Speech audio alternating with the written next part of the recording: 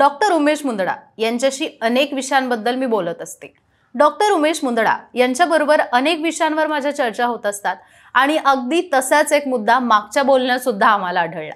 तो म्हणजे जेव्हा प्रेग्नन्सी असते त्यावेळी लैंगिक संबंध ठेवायला हवेत की नाही। आता यावर त्यांनी खूप मोठं विश्लेषण दिलं, जे विश्लेषण आज मी तुम्हाला सांगते। डॉक्टर मुंदडा यांचं आशा किरण सेक्स क्लिनिक आहे, जे 1985 पासून आपल्या सेवेत आहेत। ॲज अ क्लिनिकल सेक्सॉलॉजिस्ट म्हणून ते गेल्या 40 वर्षांपासून आपलं मार्गदर्शन करताय आणि अख्ख्या महाराष्ट्रभरात मुंबई, पुणे, कोल्हापूर, नाशिक, नगर अशा अनेक शहरांमध्ये त्यांचं क्लिनिक सुद्धा आहे। तर याची जी मुख्य शाखा आहे ती छत्रपती संभाजीनगरमध्ये आहे। आता मुद्दा असा आहे की गरोदरपणामध्ये लैंगिक संबंध ठेवणं किती सुरक्षित असतं आणि कोणकोणती खबरदारी घ्यायला हवी। तर गरोदरपणात लैंगिक संबंध ठेवणं सामान्यतः सुरक्षित असतं, मात्र काही परिस्थितीमध्ये खबरदारी घेणं महत्त्वाचं सुद्धा असतं। गर्भधारणेच्या वेगवेगळ्या टप्प्यांवर शरीरांमधील बदल असतील, गर्भाशयाच्या सुरक्षिततेसाठी काही गोष्टी लक्षात घेणं आवश्यक असतं।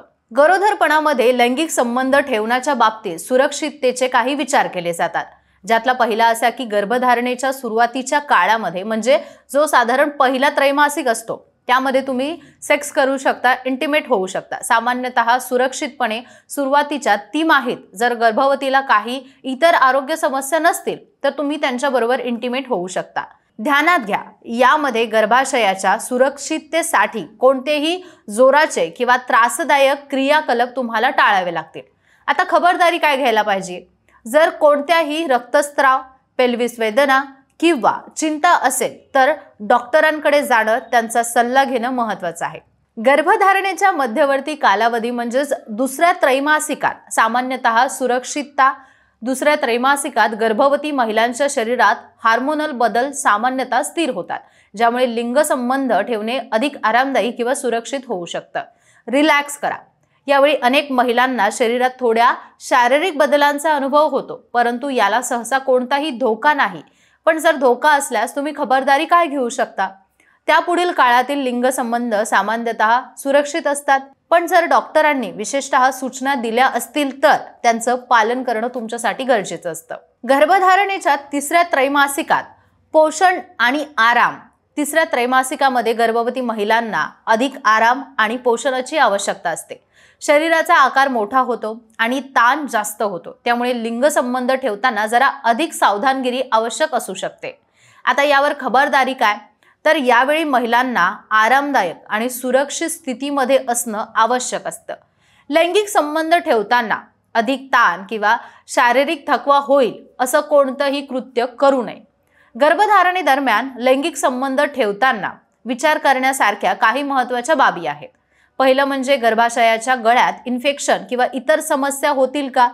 काही गर्भवती महिलांना गर्भाशयाच्या गळ्यामध्ये संबंधित काही समस्या असू शकतात, जसे की इन्फेक्शन्स होणं किंवा गळ्याच्या कमकुवतपणा जाणवणं। यामुळे लैंगिक संबंध ठेवणं सुरक्षित नसते। आता खबरदारी अशी की जर गर्भाशयाच्या गळ्याशी संबंधित काही अडचणी असतील, उदाहरणार्थ झालं तर पेल्विस इन्फेक्शन असतं, तर डॉक्टरांनी त्या बाबतीत कोणतीही सूचना संकेत दिले असतील तर त्याचं मार्गदर्शन तुम्ही घ्यायला हवं। उदाहरणार्थ गर्भपात, उच्च रक्तदाब, मधुमेह किंवा इतर शारीरिक आरोग्यिक समस्यांचाही गर्भधारणेमध्ये तुम्हाला काळजी घेतली पाहिजे। खबरदारी अशी की या परिस्थितीमध्ये गर्भवती महिलांनी डॉक्टरांचा सल्ला घ्या आणि त्यानुसारच निर्णय घ्या। रक्तस्राव किंवा पेल्विसला वेदना होतात का? गर्भधारणेदरम्यान रक्तस्राव किंवा पेल्विस वेदना झाल्यास लैंगिक संबंध ठेवणं टाळायला पाहिजे। यामुळे गर्भाशयावर अधिक ताण येऊ शकतो। आता यामध्ये खबरदारी काय घ्यायला हवी? रक्तस्राव, वेदना किंवा गर्भाशयाच्या इतर समस्यांमध्ये त्वरित डॉक्टरांकडून तुम्ही सल्ला घ्यायला पाहिजे। चौथं म्हणजे ल्युब्रिकेशन आणि आरामदायक स्थिती। गर्भधारणेदरम्यान हार्मोनल बदलांमुळे योनीचा नॅचरल ल्युब्रिकेशन कमी होऊ शकतो, यामुळे तणाव वाढू शकतो। आता खबरदारी काय? तर योग्य ल्युब्रिकेंट वापरा आणि सोपे आरामदायक पोझिशन निवडा, ज्यामुळे कोणतेही शारीरिक ताणतणाव वाढणार नाही।